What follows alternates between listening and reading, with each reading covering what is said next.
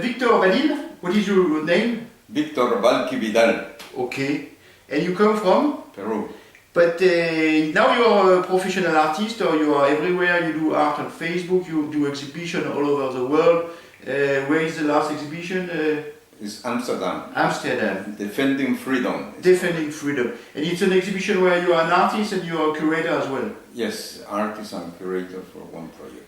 But Victor, you are now artist, but you have been also been a scientist and mathematician. And can you tell us about your past? Yes. Because we want to know. I am from Peru, and my first education was an engineer. So I got my diploma in engineering when I was. This is the engineer, the bachelor. Oh, you show it. Wow. You got a bachelor degree in engineering. You got this in 65? 65. Or you were born in 65? No, this is the diploma. Okay, and you have another one? You have many diplomas actually? This is the one, this is the bachelor, and then I got my master. You got your master in 65, yeah. Also in Peru? In Peru. And then you have other ones, so this is still engineer? Engineer. I got my master, my bachelor and master the same year. This was a sensation. Okay. And then you have also a mathematic one, or you also... this is... and then this is from...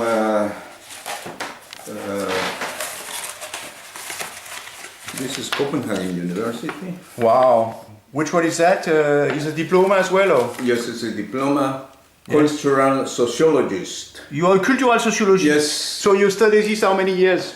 Probably 10 years. 10 years you study this? But I was working at the same time at the Technical University as a professor. So you were both into the technology and engineering, and then you study these cultural things? Yes.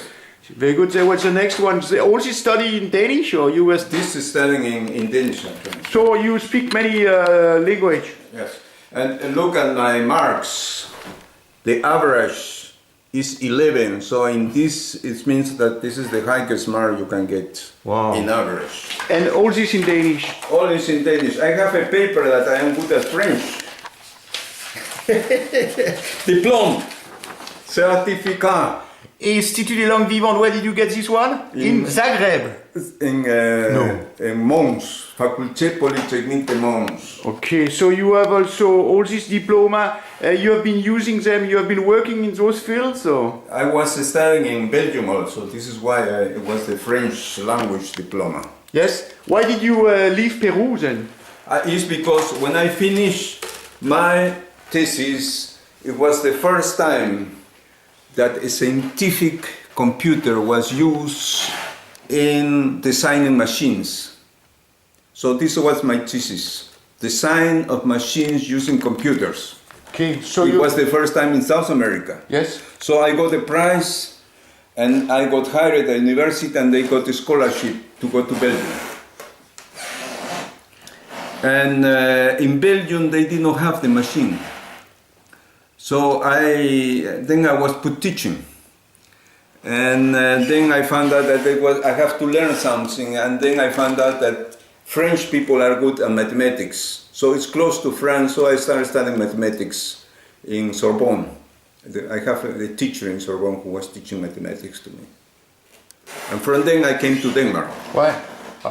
What was the road? From Denmark, I came to Denmark because I met my wife.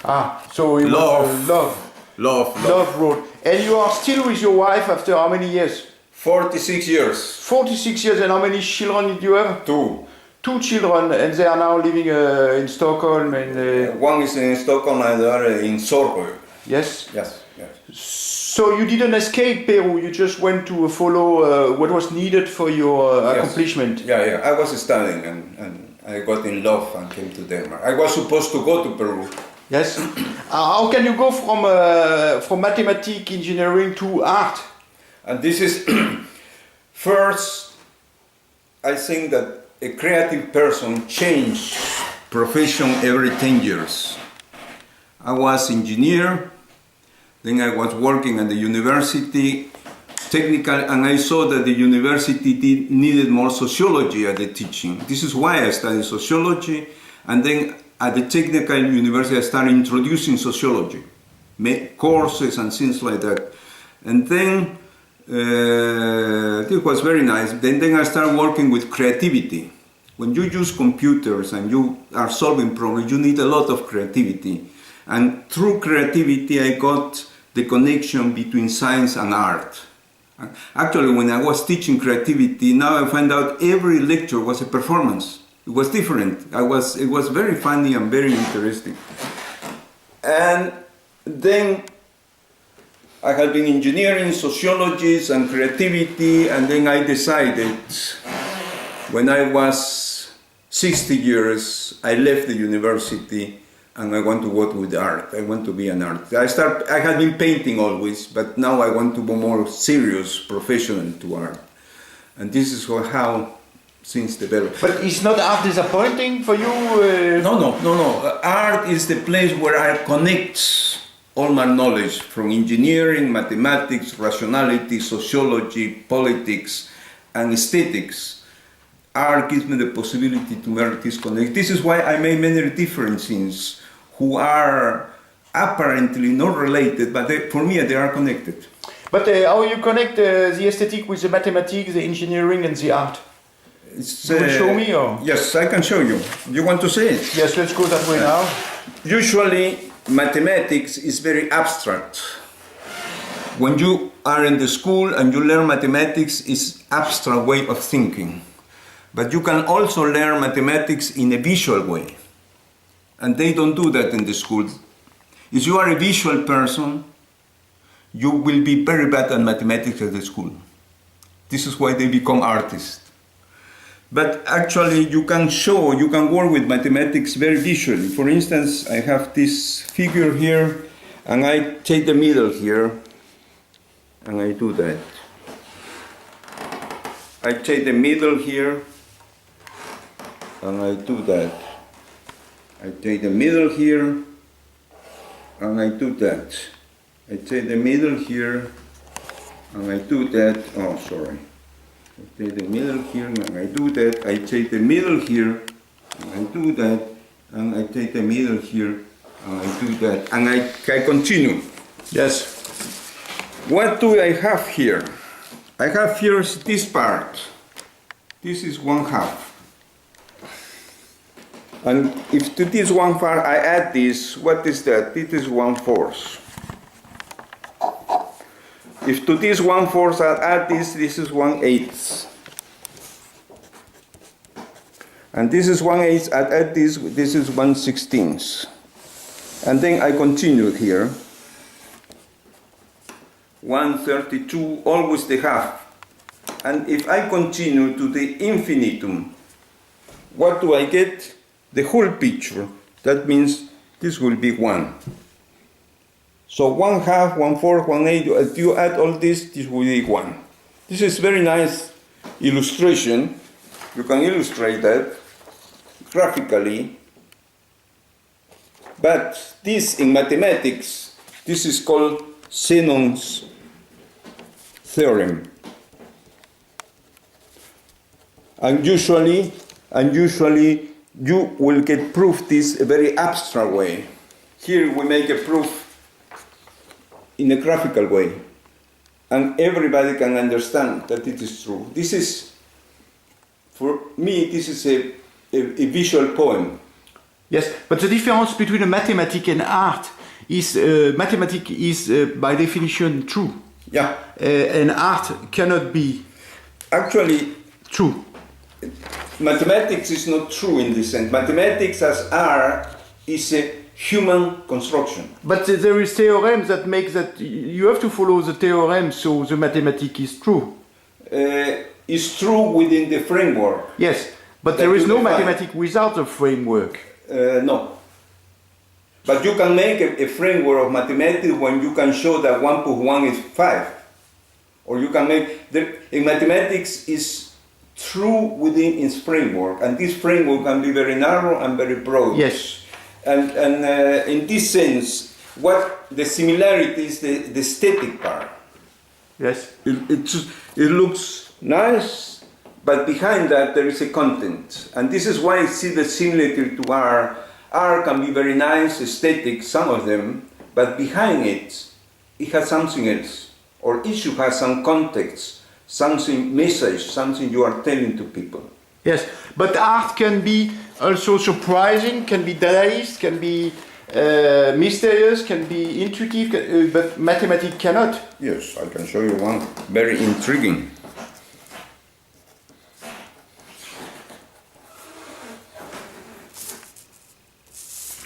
Look at this equation.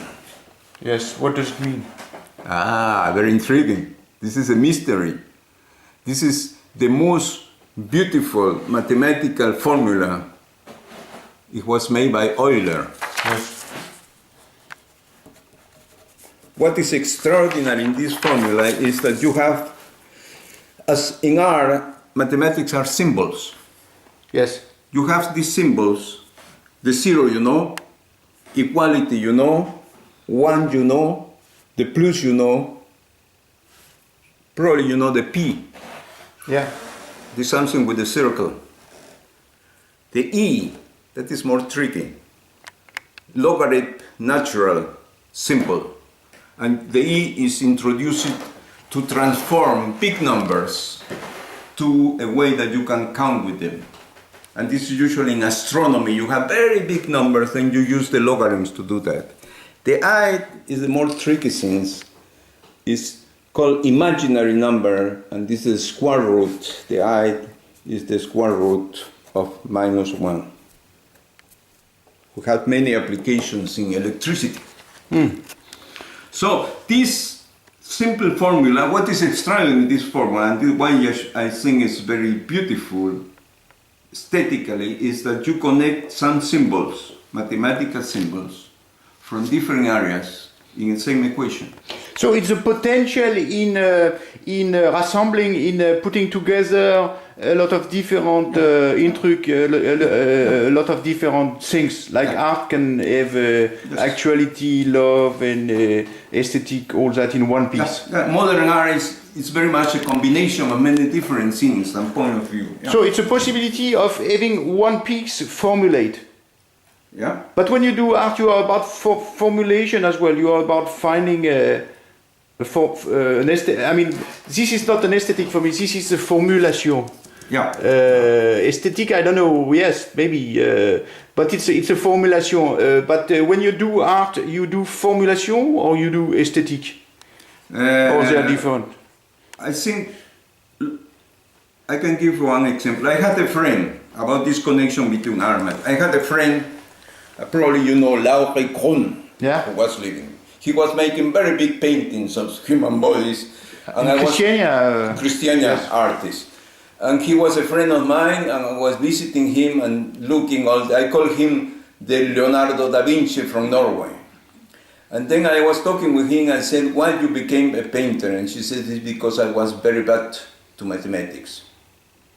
And I see, this is bullshit, I told him, because in all your paintings I can see a lot of mathematics. And I started showing him perspective, geometry, relation between parts, the golden relation. The golden relation is everywhere in his paintings, the way how you cut the squares.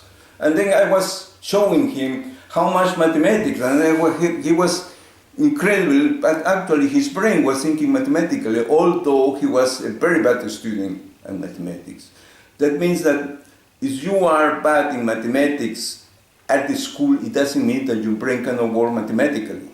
And in this sense, there is no difference for me between art and mathematics. Each time you have a space, you are placing things together, and you are looking where to place it, and the relation between things, or you are drawing, you are trying to find a structure, and this is, mathematics is the science of structures, of repetitions and things like that.